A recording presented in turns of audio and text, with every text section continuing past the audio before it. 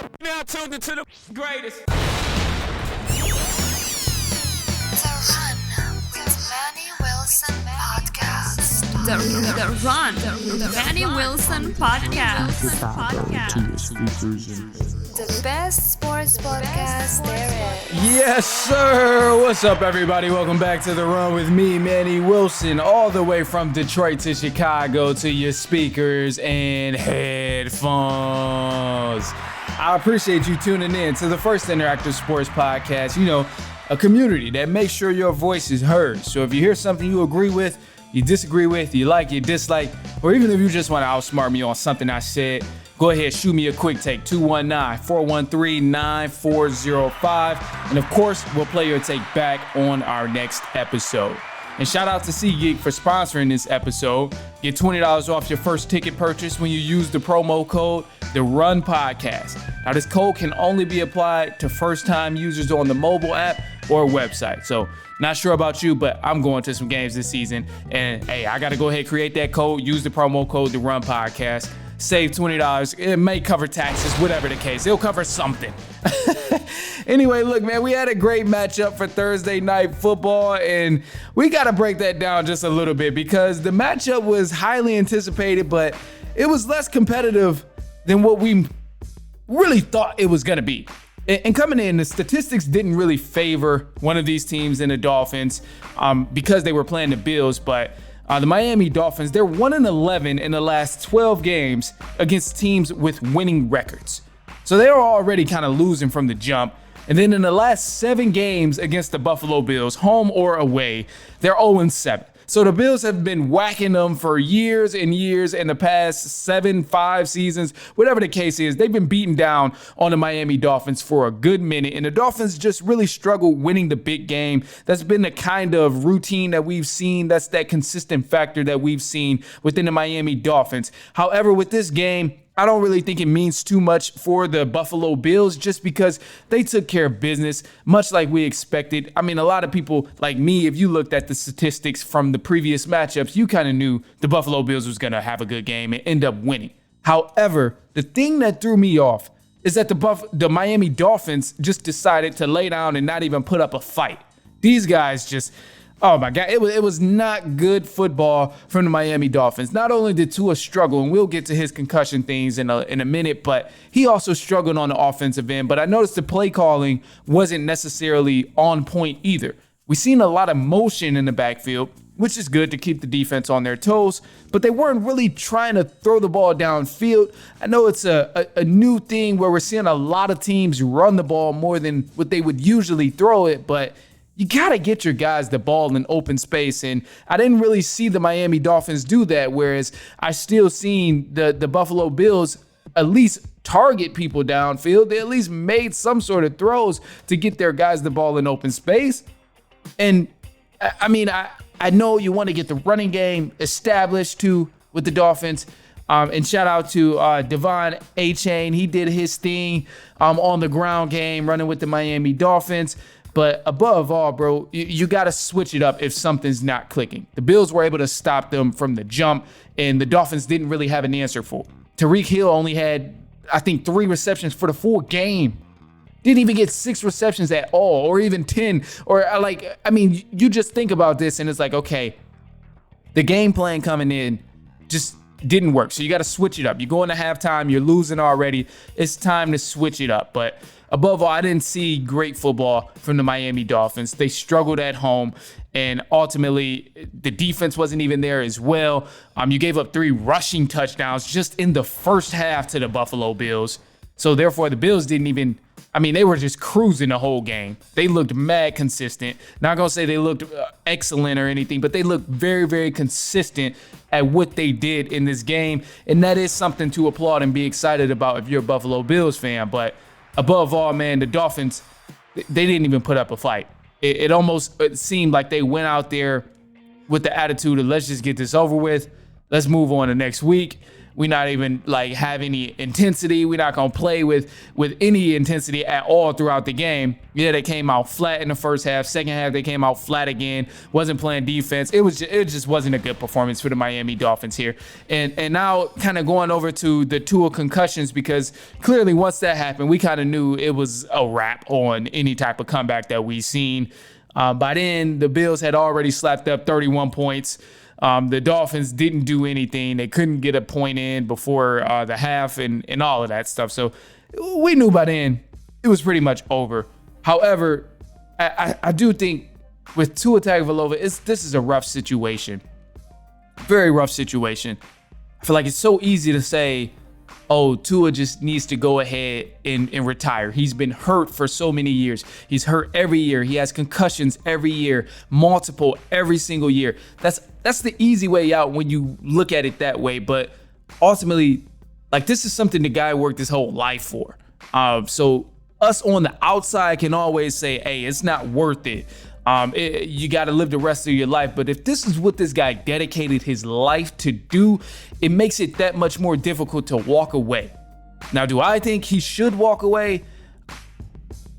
I would say, yeah, but again, I'm on the outside. I say, yes, he should walk away, pull an Andrew Luck, and realize you still got so much more life ahead of you. But also, it's not as easy as it sounds, because this is a person who actually is, one, good at his job, what he does, and two, he enjoys doing it. He's in a good situation where he can help his people. So it's just a lot of pressure on what Tua can do, and it's tough right now for him. So, I mean, the thing is, though, he's had multiple concussions last year. The year before that had concussions. Hell, even when he was drafted in the NFL, he was already dealing with a lot of issues of having concussions. So it's just for the safety aspect, it's almost time for him to just go ahead and, hey, man, hang up the jersey, do something else. Maybe you can coach, but you got to figure it out at some point. And unfortunately, it seems like that time for him to figure out what he's going to do after football is just knocking on the door more and more and more. So he's got to take that time and possibly, personally, my personal preference is to say step away. But I don't think there's any other measures you can go about in terms of safety and what he could do to possibly prevent all of these different concussions that he's suffering. So, yeah, I don't know. Tua is in a tough situation. I will say, either way it goes, I think for the Dolphins, it's going to be rough for them. It's going to be rough. No Tua Tagovailoa, that offense is already going to struggle. Their backup is Skylar Thompson. Don't know much about him right now. Luckily, the Dolphins don't have a super difficult schedule ahead of them for the next 4 to 5 weeks. Seahawks is on there. I think they play a couple of teams where it's like it's not sleepers, but you can haggle your way through the game to possibly get a win. The Titans, Patriots, Colts.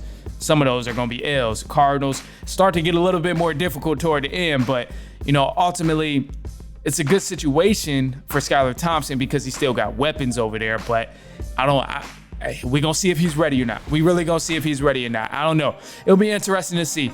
Anyway, look, man, hey, we got some more stuff coming up in just a sec. Some news for the run coming up, some college football, NFL, more games, and we're going to throw some predictions at you too. So stay tuned and we will be right back.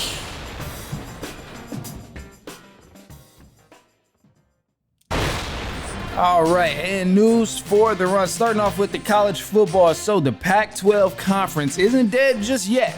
Now, after losing Oregon and Washington State from the conference, the Pac-12, they will add 4 new schools. And those schools are Boise State, San Diego State, Colorado State, and Fresno State. Now, all 4 of those teams will be joining the Pac-12 in 2026 at the beginning of that school year. Now, some college football games you can watch this upcoming Saturday, which is also tomorrow. I think it'll be great. Alabama, they're going to take on Wisconsin in Wisconsin this upcoming Saturday. Alabama is projected to win, but also this is just a big matchup with the Big Ten school in Alabama, so could possibly be a huge upset. So if you're one of those people who are rooting against Alabama, hey, I would recommend tuning into this game because it could be a good one. I think it'll be good either way. Also, we got a rivalry game between Colorado and Colorado State. Now, Colorado, they are looking to bounce back from a scary beatdown against the Big Ten's Nebraska, while Colorado State, they're trying to make a statement after losing last year's matchup to Colorado. And I think that's definitely going to be a well-anticipated game. We seen last year, it was a lot of trash talk leading up to it, and this year is very similar. You still got both sides talking heavy trash. So I'm anticipating a great game there between Colorado and Colorado State. Now, some of the NFL games for this weekend. You got some good matchups here. Some of them I think are guaranteed wins, but of course I'll give my predictions on that in just a second. Yesterday we witnessed the Buffalo Bills beat down on the Dolphins. They won 31-10. The New Orleans Saints, they're going to be playing the Dallas Cowboys. Tampa Bay Buccaneers will take on the Detroit Lions in Detroit at Ford Field. The Colts, they will play the Green Bay Packers. The New York Jets will take on the Titans. 49ers will play the Vikings. That has no quarterback right now. The Seattle Seahawks, they're going to play the Patriots in New England. The Giants and Commanders will face off. Battle of the Saris. Chargers will beat down on the Panthers. I'm sure that's going to happen. Browns will take on the Jaguars in Jacksonville. The Las Vegas Raiders will play the Baltimore Ravens in Maryland. And then we're looking at the Rams and the Cardinals, which is probably going to be a heavy matchup. That's going to be a heavyweight fight right there. And then the Steelers will play the Broncos. Bengals and the Chiefs face off. However, the Bengals have not been looking good. Then you got the Bears and the Texans facing off for the last game, primetime slot on Sunday. And then after that, for Monday Night Football, you got the best of the best there in the Atlanta Falcons. The Battle of the Birds, they'll be playing the Philadelphia Eagles, which I think is going to be a great game here. Hopefully, I'm anticipating the Falcons to shock the world. I know they didn't look good last week in that opener, and they ended up losing, whatever. I know all of that stuff. Steelers, they came hot. They were prepared. Their pass rush was just crazy, overwhelming for the Atlanta Falcons offense. Kirk Cousins looked a little bit stiff. People were wondering if he was still injured. I get it. All of that stuff is definitely in the air, and it's fair to even have those judgments because Atlanta did not look like a good team. However, I will say this, man. Teams change week after week. You go into the week with a new game plan. You go into the week with a new focus, and sometimes matchups are just not in favor for certain teams. This is one of those teams where I'm not saying, hey, Falcons have the advantage over the Eagles, because we know the personnel Eagles have, and they play pretty good football in their opener, but you just really never know. The game is in Philly, so it's going to be a long shot for the Atlanta Falcons to even win this. However, hey, they're the underdogs right now. They're fighting with nothing to lose, so I'm just going to be a crazy delusional fan right now and say the Atlanta Falcons are going to beat the Philadelphia Eagles in Philly and just shock the world for Monday Night Football. I think we see a different side of Kirk Cousins. We still see Bijan Robinson get his touches, and I think we will see Kyle Pitts also have a better game than what he had in that opener against the Steelers. But above all, this game is really going to rely on Kirk Cousins. Falcons, their defense gave up a lot of possessions. They gave up a lot of yards. They were getting picked apart. So if they can transition and fix that, tighten that up a little bit, then maybe they can work something out with the Eagles. But got faith in the Falcons O-line, or I got faith in their D-line, I should say. The O-line scared me. I got faith in their D-line and their linebackers, but they just really got to tighten some things up. But we'll see, man, because Philly is nothing to play around with, especially with Saquon Barkley and A.J. Brown and even Jalen Hurts and what he can do with the football. So I'll give Philly their credit. I think they're going to be tremendous come Monday Night Football, and it'll be a little scary, but I don't want to rule it out. Like I said, I'm going to be a delusional fan just for a second. Usually, I leave it at home. I leave all the biases at home, but hey, this is Friday, so why not be a little delusional? And what is the season if you're not just a little bit crazy about your team? And early on in the season, you got to have some sort of crazy stuff going on, but I do have some realistic predictions. These predictions left all the biases aside. Usually I'm always trying to be non-biased, but I'm just leave it all to the side here. So first game here, Buccaneers and the Detroit Lions is going to be happening at Ford Field. I got the Lions. I got them winning this game, and it's going to be a close game because we've seen these two match up in the playoffs. But above all, I think the Lions will have the advantage because they're going to be at home. They played power football, just ran it down the Rams' throat last week. And then ultimately we've seen, and it's clear, it's pretty evident for anybody who's been watching the Lions and been following them, they clearly have one of the best O-lines, if not the best O-line in the entire NFL, not just the NFC, not just their division, in the entire NFL. The Lions O-line was kicking ass all last week, so I'm expecting to see that same type of play when they go against the Buccaneers. We obviously know what they can do. They got the skill guys of J-Mo, and they also got Amon-Ra, who can make plays with the ball if they catch it in open space. But above all, having the backs back there to run, and you don't have to worry about this guy's usage through the roof and that guy's usage through the roof, I think is really going to help the Detroit Lions, because, man, they can really just run it down their throats, and we've seen them do that if push comes to shove. So I'm going with the Lions to win that matchup against the Tampa Bay Buccaneers, but just know it will be a good game. I'm expecting that to be a good game, so I'll be having an eye out for that. I will be watching that game. Another game here is the New Orleans Saints and the Dallas Cowboys. This game is going to be special, but maybe not, because, I mean, one of these teams is brutally beat up right now. So originally I'm like, okay, it might be a good matchup because we've seen what the Saints did in the opener. However, Saints played a bad team in the Carolina Panthers. The Cowboys, they looked completely dominant against the Browns. And the Browns aren't half bad. They just don't have quarterback play. However, Cowboys is going to win this matchup. And I'm not even afraid to put that out there. I think Cowboys end up smacking the Saints, as a matter of fact, by double digits, because the pass rush is going to be way too much for the Saints to hold Micah Parsons, DeMarcus Lawrence, and the rest of the guys on that defensive line. Saints are banged up. They have 13 players on the injury report for this week too.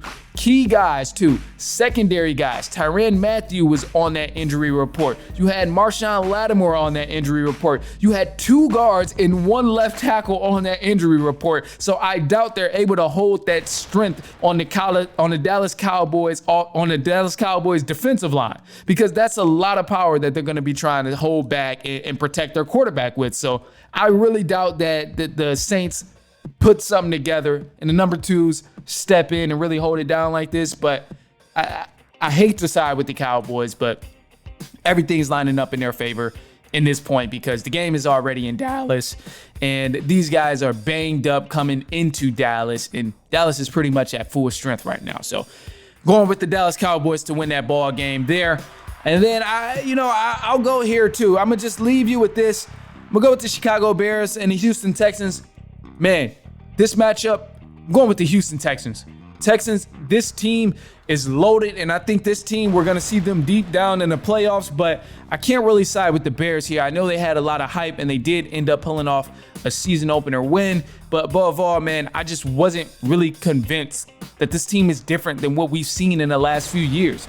I mean, Caleb Williams looks like a reincarnated Justin Fields. That offensive line looks just as bad as they did when they were protecting Justin Fields, which is not a good thing. And then the defense, yeah, they had a pick 6, and they ultimately did help win the game against the Titans in week 1. But above all, that defense is not that special enough to really hold them against these elite offenses like the Houston Texans. I can't give them that. And the Texans, this offense, we've seen them thrive last year, and we've seen them look damn good in week 1 as well against the Indianapolis Colts. So I'm going with the Houston Texans to win this ball game over the Chicago Bears, man. I think they can pick it up. I think the Bears, if they play good here, if they make it a game, it'll convince me. Seeing that O-line, if they step up a little bit, it'll definitely convince me that they're a little bit changed. I need to see Caleb Williams play a little bit better, because he completed under 50% of his passes.